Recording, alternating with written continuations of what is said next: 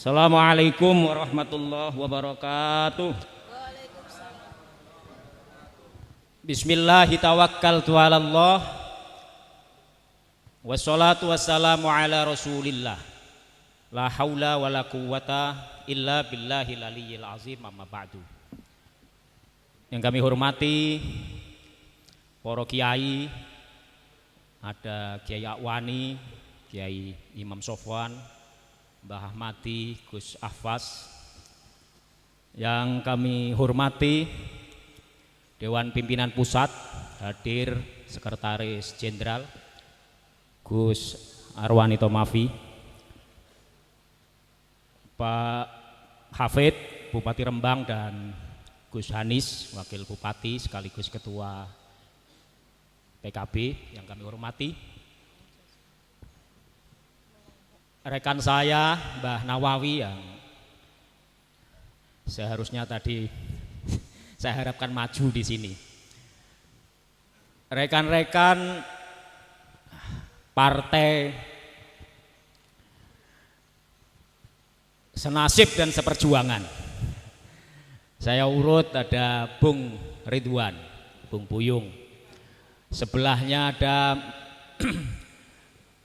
Mas Gun dari Demokrat.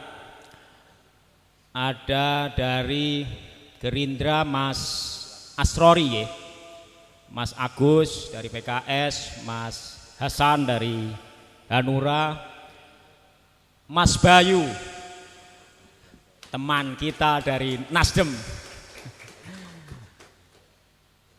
Yang kami hormati rekan-rekan seperjuangan Dewan Pimpinan Cabang P3 Rembang di bawah komando Gus Umam,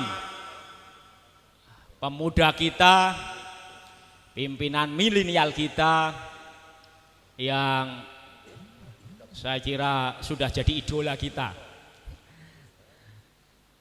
Rekan-rekan, saya lupa Ketua Cabang NU Rembang Pak Narto dan Lasem yang kami hormati, yang diwakili oleh kayaknya Pak Kaji Maksun ya, yang Lasem.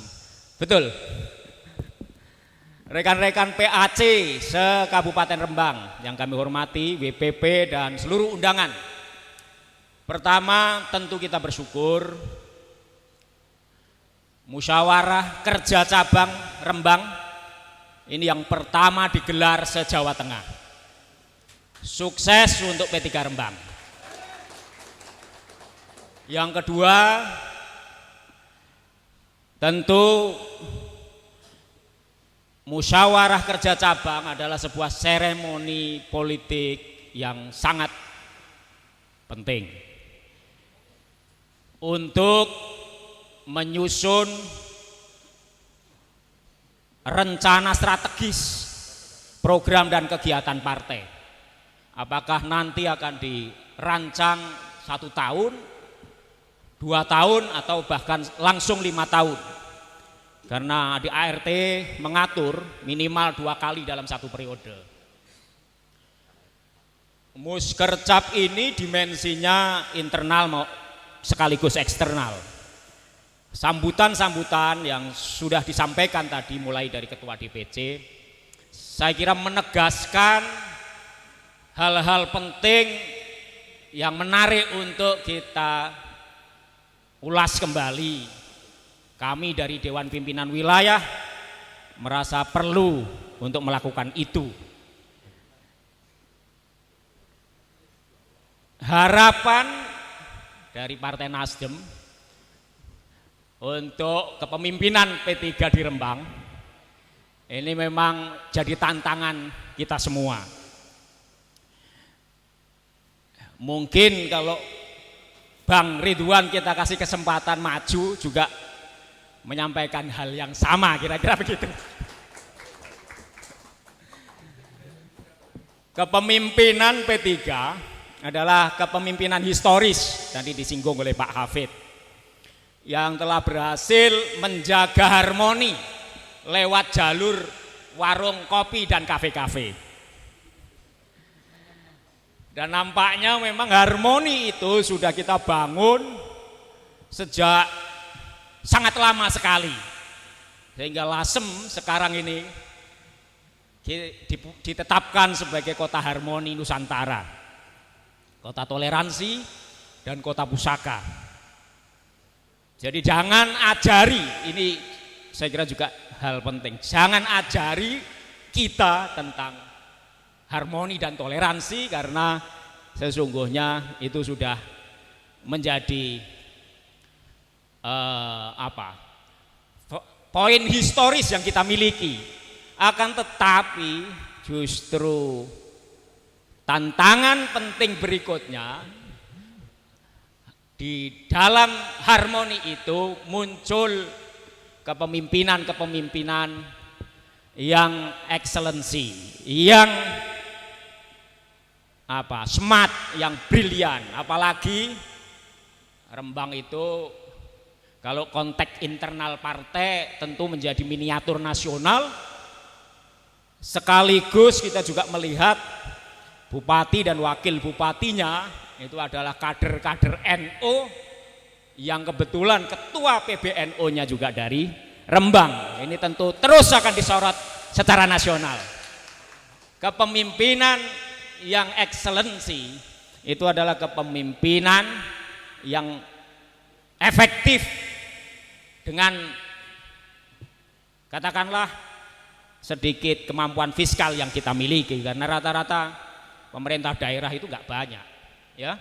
Jawa Tengah itu termasuk kategori yang nggak banyak APBD-nya, sehingga kemampuan kita termasuk P3 di dalam nanti merumuskan menjadi pemimpin koalisi bersama untuk merancang APBD yang efektif, mengatasi isu-isu kemiskinan dan pengangguran, karena memang itu isu kita semua pasca 2 tahun pandemi ini. Itu menjadi semakin penting, dan kalau itu sukses akan semakin menjadi contoh secara nasional. Itu tantangan yang kita berikan kepada teman-teman DPC sekaligus hadir Pak Bupati dan Wakil Bupatinya. Kadang-kadang harmoni itu sudah terlalu banyak kita lihat di banyak tempat. Hampir semua kabupaten itu harmoni selalu terwujud karena bagi-bagi kuenya sudah selesai di atas kertas. Kira-kira begitu ya Pak Gun. Tapi justru tantangan bersama kita itu adalah yaitu tadi berpikir terobosan-terobosan yang menjadi langkah penting untuk efektivitas program dan kegiatan. Duit cepet tapi sasarannya tepat. Seperti yang terus kita lakukan di tingkat Jawa Tengah. Baru 2 hari kemarin kebetulan kami terlibat di dalam pansus SOTK.